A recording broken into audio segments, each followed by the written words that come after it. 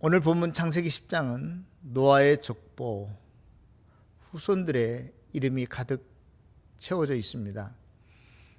그래서 저는 우리 집안에 자랑할 만한 인물이 어느 분이 있는가 하고 살펴봤는데 아무도 없었습니다. 여러분들 시인 신석정 선생님을 아십니까? 전주에 가면 덕진공원이 있는데 그 덕진공원 안에 이 신석정 시인의 시비가 세워져 있습니다. 뿐만이 아니라 그의 고향 부안에 가면 석정문학관이 있고요. 또 그가 어릴 때 자라난 생가가 도에서 지정한 기념물이 되어서 잘 보존되어 있고 아름답게 꾸며져 있다고 합니다. 신석정 시인은 당대 최고의 문인들이라고 할 수 있는 춘원 이광수나 만해 환용운, 김영랑, 정지용 이런 분들과 서로 친교를 나누면서 동인 시집도 발간했고 또 일제강점기와 조국 분단의 시대와 또 독재 정권으로 이어지는 암울한 현실 속에서도 조금도 흔들리지 않고 목가적인 또 서정 시인으로 널리 알려진 분이십니다. 그러나 그는 그러한 목가적인 서정 시인으로만 알려진 게 아니라 그의 시에는 여러 많은 종류들의 시가 있는데 그는 저항 시인으로서도 많이 알려지지 않았나 하는 생각을 해봅니다. 그가 쓴 꽃덤불이라고 하는 일제강점기에 그 비극적인 현실을 그린 시인데요. 그 시의 한 대목을 여러분들에게 소개하자면 이런 것이 있습니다. 그러는 동안에 영영 잃어버린 벗들도 있다. 그러는 동안에 영영 멀리 떠나버린 벗들도 있다. 그러는 동안에 몸도 팔아버린 벗들도 있다. 그러는 동안에 맘도 팔아버린 벗들도 있다. 그러는 동안에 드디어 36해가 지나갔다. 이러한 유명한 시를 쓴 분이십니다. 이러한 훌륭한 시를 쓴 그 신석정 시인의 후예가 우리 교회에 계신데요. 그분은 다름 아닌 우리 모두가 존경하는 신진영 장로님이십니다. 또 몇 해 전에 제가 볼 일이 있어서 기차를 타고 천안역에 내렸는데요. 그 플랫폼에서 역 입구까지 꽤 긴 거리였는데 리젤이 쭉 있고 그 위에 액자가 놓여 있었습니다. 제가 약속 시간이 좀 많이 남아서 천천히 걸으면서 그 액자가 무슨 액자인가 하고 살펴봤더니 여러 편지들이 그 액자에 다 넣어 있었는데요. 그 편지들은 어느 분과 같이 서로 편지를 주고받은 내용인데 그 편지를 주고받은 그 당사자들이 누구였냐면 임시정부의 김구 주석을 비롯해서 지금 우리나라의 국무총리격인 이동희 선생님, 또 법무총장인 신규식 선생님, 또 원래 이분은 그 언더우드 선교사님의 비서였는데 언더우드 선교사님이 미국으로 유학을 보내주셨고 또 공부를 마치고 귀국해서 임정 그 상해 임시정부에 들어가서 외무대신, 그러니까 우리나라 지금 현 직제로 말할 것 같으면 외무부 장관을 하신 김유식 선생님, 또 광복군 총사령관인 이청천 장군님, 이런 분들과 같이 독립운동에 힘썼던 분이십니다. 아마 천안시가 이분을 더 많은 사람들에게 알리고자 홍보하고자 계획했던 그러한 전시물이었던 것 같은데요. 그분의 주인공의 이름은 다름 아닌 화사 이춘복 선생님이셨습니다. 그런데 그 화사 이춘복 선생님의 친손자가 누구신가? 바로 우리 교회 이명원 장로님이십니다. 우리 삼성교회 이런 훌륭한 분들의 가문의 후손들이 있다는 게 얼마나 자랑스럽고 뿌듯한지 모르겠습니다. 여러분의 가문에도 많은 훌륭한 분들이 있을 줄 압니다. 여러분들은 누구의 후손입니까? 성경에는 그런데요, 어떠한 내용이 기록되어 있냐면 디모데전서 1장 4절에 신하와 끝없는 족보에 몰두하지 말라, 그렇게 기록되어 있습니다. 아마도 유대인들도 자기의 뼈대를 굉장히 자랑했던 것 같아요. 자기네 그 조상들을, 내가 누구의 후손이라는 것을 항상 자긍심을 가지고 살았던 것 같습니다. 그래서 유대인들도 우리나라 못지않게 족보를 중요시하는 것 같습니다. 또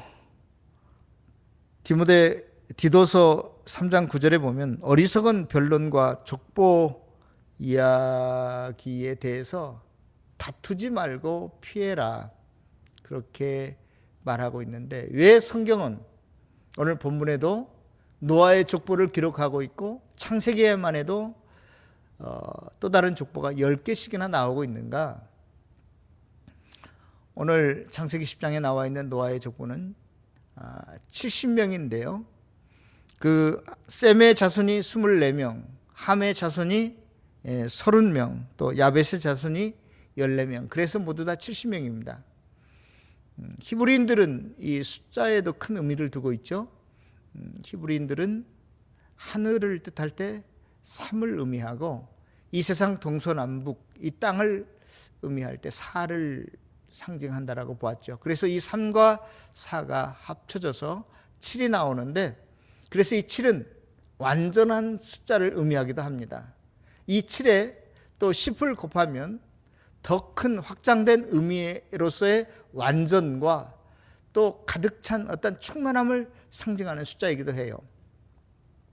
그래서 오늘 본문에 제2의 아담이라고 할 수 있는 노아의 후손이 70명이 기록된 것은 이 숫자로 말미암아 온 세상의 땅에 인류가 가득하게 될 것이라는 그러한 상징을 포함하고 있습니다.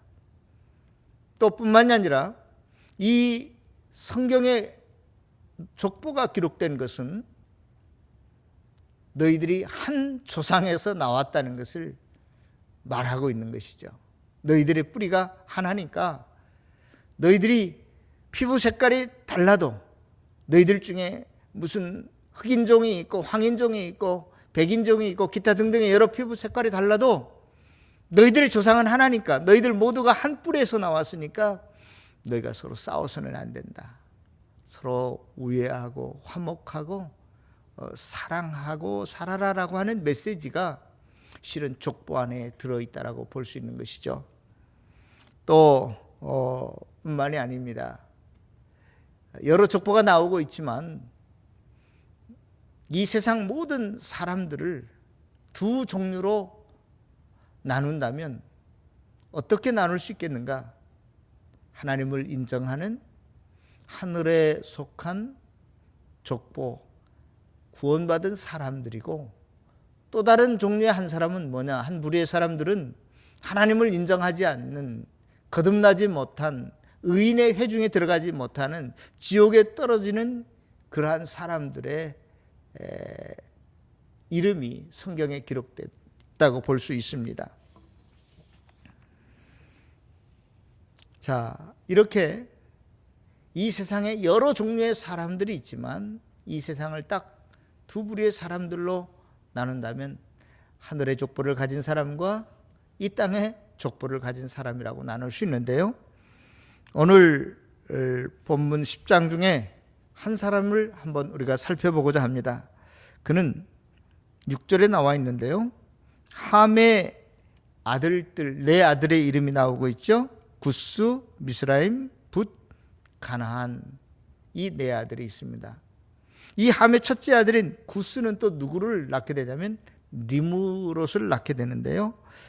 오늘 성경에 보니까 니므롯은 여호와 앞에서 첫 용사였고 용감한 사냥꾼이었다, 이렇게 소개하고 있습니다. 리무롯은 그의 아버지 구스가 노년에 새로운 아내를 얻어서 막내 아들로 낳은 아들인데요, 그의 피부는 굉장히 깨끗했고 하였었다고 합니다. 외모도 출중했고 체격도 좋고, 그래서 상대할 적수가 없었고, 일찍이 그래서 그는 그 부족의 지도자가 되었다고 합니다. 유대 전승에 의하면 그는 군대를 이끌고 전쟁에 나가면 백전백승할 수 있었는데, 그 이유는 니무롯이 입고 있던 가죽옷 때문이었다고 합니다.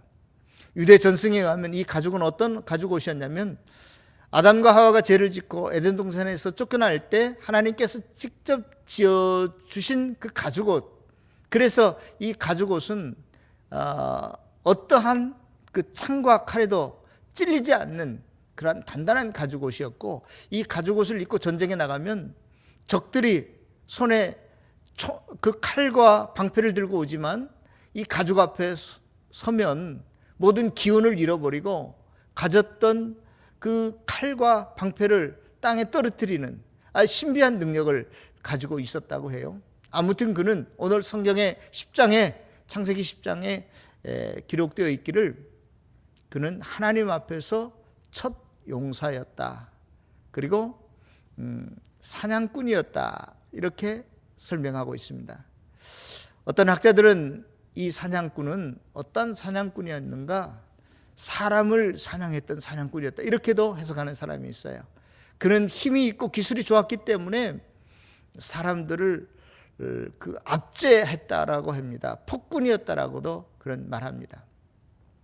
또 하나님 앞에서 첫 용사라고 기록되어 있는데, 여기서 하나님 앞에서라고 하는 것은 하나님 면전에서 이렇게 영어 성경에도 번역이 되어 있지만, 실제적으로 어떤 학자들은 하나님 앞에 섰다, 이 앞이라고 하는 말은 대적을 의미하는 것이기 때문에 하나님을 대적한 용사였다, 그렇게도 해석하는 사람이 있어요. 그래서 니무롯은 하나님을 대적하고 모든 것을 자기중심적이고 이기적인 삶을 살았을 뿐만이 아니라 자기의 힘과 기술로 이 세상을 살려고 했던 사람의 표상입니다. 그래서 그 니무롯이 나중에 무엇을 건축하게 되냐면, 하나님을 거역하는 상징물의 그 대표적인 바벨탑을 니무롯이 건설하게 되죠. 뿐만이 아니라 이 바벨탑을 중심으로 또 바벨론이라고 하는 제국이 형성이 되는데요, 이 바벨론은 요한계시록에 어떻게 나타나 있느냐, 하나님께서 마지막 날에 이 세상을 심판하시는데 이 세상 나라의 심볼로, 상징으로 표현되고 있습니다. 하나님의 진노와 심판을 면할 수 없는 그러한 제국으로 표시되어 있습니다. 성도 여러분, 제가 왜 이 갑자기 니무롯 이야기를 좀 장황하게 했냐면, 죄의 근성, 씨앗은 결코 없어지지 않고 인간들의 내면 속에 계속 마치 유전자처럼 이어지고 있다는 사실을 우리가 알아야 된다는 것이죠. 노아의 홍수로 말미암아 이 세상의 모든 죄악들이 다 청산된 것 같이 깨끗이 없어진 것 같았지만, 방주 안에서 나온 노아의 실수, 잘못, 타락을 시작으로 해서 또다시 인류 안에는, 이 세상 안에는 죄악이 가득 차게 된다는 것입니다. 날로 이 죄악이 번성해서 얼마 안 가서 창세기 12장에는 이 세상을 하나님께서 또다시 심판해야 했습니다. 그때는 심판을 물러하지 않고 온 세상 사람들을 다 버리시고 그 가운데서 아브라함만 건져내는 그 부르심을 통해서 하나님께서는 온 세상을 심판하시고 또 아브라함을 주의 백성 삼으시는 모습을 우리에게 보여주고 있는데요. 아무튼 이렇게 인간들은 죄와 떨어질 수 없는 존재가 됐다는 것이죠. 인간은 끊임없이 자기 중심적으로 살아갑니다. 어쩔 수가 없습니다. 이기적인 사람이 되는 것. 또 인간은 끊임없이 하나님을 대적하면서 하나님의 뜻에 거역하면서 살아가게 됩니다. 권모술수가 난무하고 나라와 나라의 무슨 동맹관계 아무런 의미가 없는 것이죠. 실상은 국제역학관계에서 보면 어떻게 합니까? 정치 세계도 마찬가지지만 달면 삼키고 쓰면 뱉어버리는 영원한 적도 친구도 없는 세상이 이 세상 아닙니까? 로마서 1장에 쭉 보면 그래서 하나님의 진노가 심판이 이 세상에 임하는데 어떠한 상황이 어떠한 상태가 되었기 때문에 그 무엇에 하나님의 진노와 심판이 임한다라고 말하냐면 하나님의 영광을 썩어질 새와 짐승과 사람의 모양으로 우상으로 만들었기 때문에 하나님이 심판하지 아니할 수 없다는 것입니다. 이 세상을. 또 뿐만이 아닙니다. 피조물을 조물주보다 더 경배하고 섬기고 진리를 거짓으로 바꾸고 불의와 추악과 탐욕과 악의와 시기와 분쟁과 수근수근함과 무정함 이런 것이 온 세상에 가득하다는 것입니다. 저와 여러분들도 이 속에 섞여서 살고 있고 지금도 동일하게 죄 중에서 살고 그 죄를 범하면서 살고 있는 것이 저와 여러분들이라는 것이죠. 지금 코로나 바이러스 때문에 전 세계가 무서워 떨고 있는데 이게 왜 이렇게 일어났을까? 어떤 사람들은 인간이 이 생태계를 파괴하고 교란시켰기 때문에 발생한 것이다. 또 어떤 사람들은 인간이 실험실에서 이것을 만들다가 이것이 인간에게 전염되어서 새어나온 것이다. 기타 등등 여러 가지로 이야기하고 있지만 모든 원인은 인간의 죄성 때문에 일어나는 것이라고 볼 수 있습니다. 성도 여러분, 우리가 여기서 과연 어떻게 해야 구원받을 수 있을까요?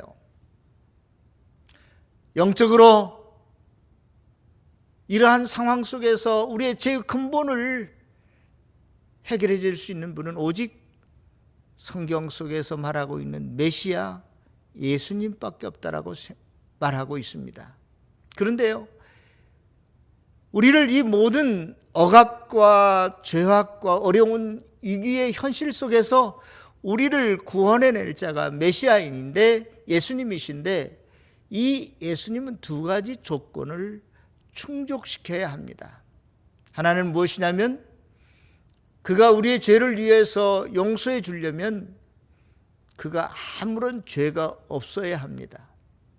아무런 죄가 없어야 된다는 말은 그가 하나님이셔야만 된다는 이야기입니다. 또 동시에 우리의 구세주가 되려면 그는 우리를 대표하기 위해서 우리와 같은 인간이어야 합니다.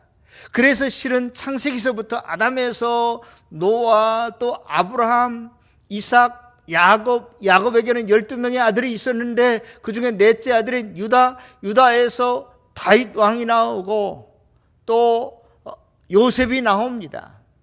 그래서 신약 성경이 시작하는 마태복음 1장 1절에는 아브라함과 다윗의 자손 예수 그리스도의 세계라, 다시 말해서 예수 그리스도의 족보가 쭉 기록되어 있습니다. 성경이 족보를 끊임없이 말하고 있는 이유 중에 하나는 우리를 구원할 자 예수님이 이 족보에 의해서 인간으로 이 세상에 오셨음을 설명하기 위함인 것입니다. 사랑하는 성도 여러분, 저와 여러분들 중에 어떤 사람은 키가 큰 사람, 작은 사람, 어떤 사람은 성격이 급한 사람, 또 성격이 그렇게 모나지 않고 부드러운 사람, 어떤 사람은 돈이 많은 사람, 그렇지 않은 사람, 많이 배운 사람, 그렇지 않은 사람, 더 넓혀서 온 인류 안에는 피부 색깔이 얼마나 가지각색인지 알 수 없습니다. 인종이 많습니다.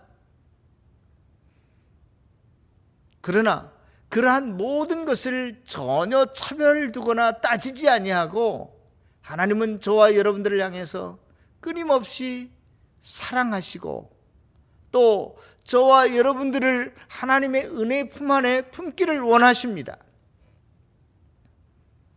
이러한 세상의 어려움과 고난과 위기 속에서 저와 여러분들의 모든 죄를 용서하시고 저와 여러분들을 지키시고 보호하시기를 원하십니다.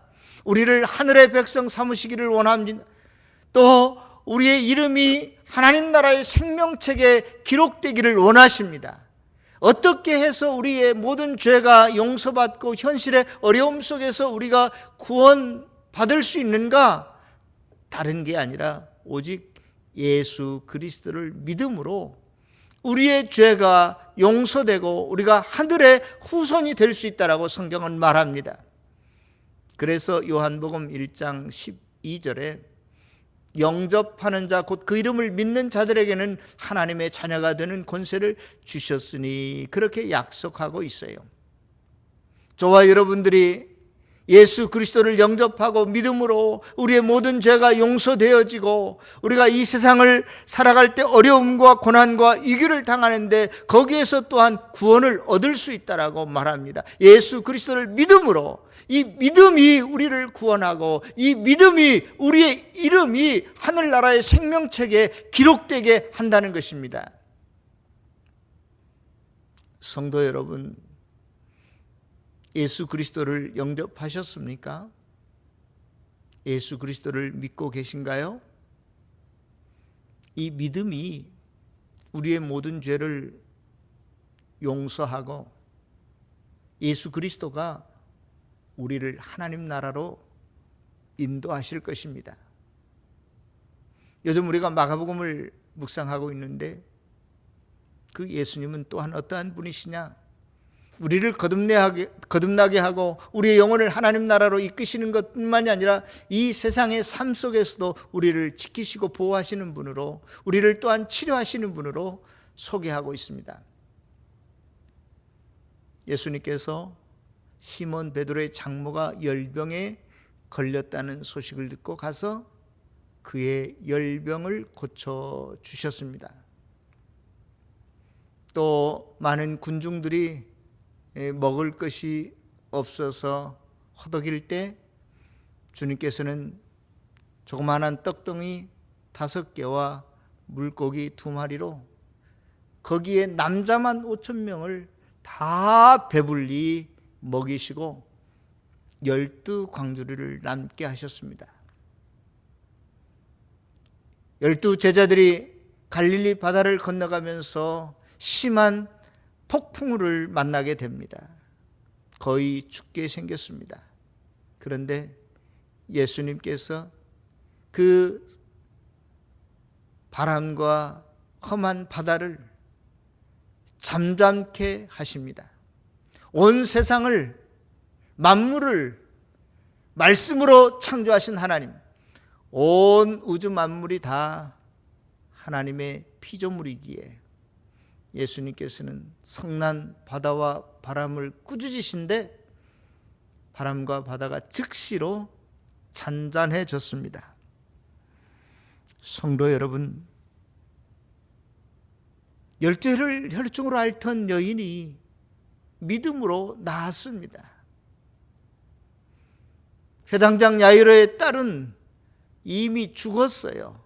그런데 예수님께서 달리다금 소녀야 일어나라 하니까 죽음에서 마치 잠자던 소녀가 일어나는 것처럼 깨어 일어나 새 생명을 얻지 않습니까? 성도 여러분, 저와 여러분들에게 믿음이 새롭게 될 때에, 우리의 삶 속에서 주님을 믿을 때에 우리가 이 세상을 살아가면서 경험할 수 있는 하나님의 능력과 기적이 있습니다. 아무리 이 세상 상황이 힘들고 어려워도 우리가 고난에 빠져 있어도 믿음을 가지고 하나님 앞에 나아갈 수 있기를 바랍니다. 그러면 우리의 죄를 용서해 주시는 것뿐만이 아니라 우리의 삶의 문제도 주님께서 해결해 주실 줄로 믿습니다. 이 세상을 살아갈 때 믿음이 없이는 하나님을 기쁘시게 할 수 없습니다. 하나님께 나아가는 자는 반드시 그가 계신 것과 또한 자기를 찾는 자들에게 상 주시는 이심을 믿어야 할지니라. 믿음이 하나님을 기쁘시게 하고 믿음이 우리가 하나님으로부터 상 받을 수 있는 비결이라고 말하고 있습니다. 하나님을 기쁘시게 할 수 있습니다. 성도 여러분, 진정으로 우리가 이 세상을 살아가면서 우리의 이름이 하나님 나라의 생명책에 하나님의 족보에 들어있음을 굳게 믿고 어떠한 위기와 힘든 상황이 올지라도 결코 포기하지 아니하고 희망을 가지고 하늘에 소망을 두고 살아가실 수 있기를 축원합니다. 또한 이 땅의 삶이 때로는 고달프고 우리에게 고통이 찾아오고 위기가 찾아온다 할지라도 믿음을 가지고 살게 되면 이 땅 위에서도 하나님의 능력과 은혜와 복을 맛볼 수 있다는 그 믿음 가지고 이 세상을 또한 승리하면서 살아가는 모든 성도들이 다 되시기를 주의 이름으로 축원합니다. 기도하겠습니다.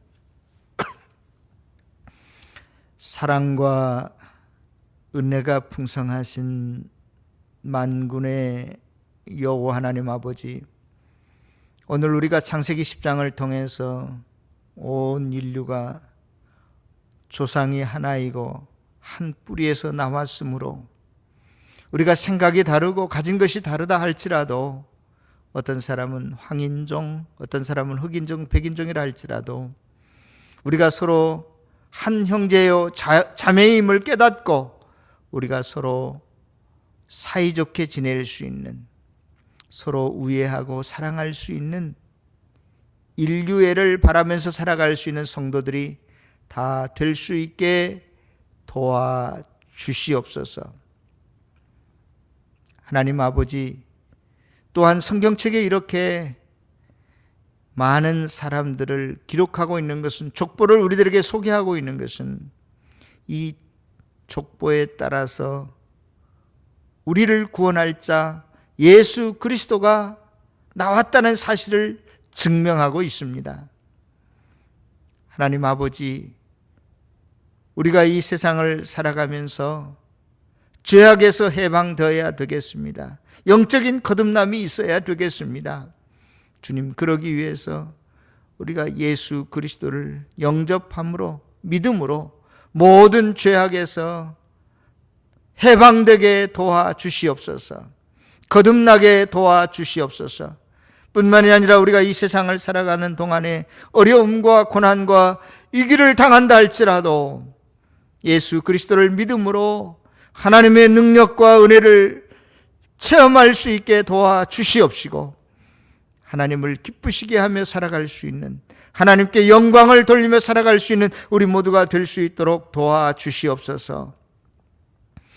하나님 아버지, 가정에서 예배하고 있는 우리 모든 주의 형제 자매들을 기억하여 주시옵기를 원합니다. 저들이 다 함께 모여서 주님을 함께 찬양하고 예배하기를 원하지만 여러 가지 상황으로 인해서 모두들 각자가 가정에서 예배하고 있는 중에 있사오니 하나님, 저들의 소원과 저들의 기도의 제목을 들어주시고 응답하여 주시옵기를 원합니다. 저들을 위기에서 건져 주시옵기를 원합니다. 지켜 주시옵기를 원합니다. 코로나 바이러스가 전 세계로 확장되고 있는 가운데 있사오니 하나님, 더 이상 퍼지지 못하도록 하나님께서 막아 주시옵소서. 오 하나님 아버지여, 우리가 어디서 무엇을 하든지 그곳에서 그리스도인답게, 하늘의 백성답게 향기를 바라며 살아갈 수 있게 도와주시고, 주님께 영광을 돌리며 살아갈 수 있는 모든 백성들이 다 될 수 있게 하나님 동행하여 주시옵소서. 우리의 모든 남은 삶을 온전히 주님께 맡기옵고 우리를 구원하여 주신 예수님 이름으로 기도드리옵나이다. 아멘.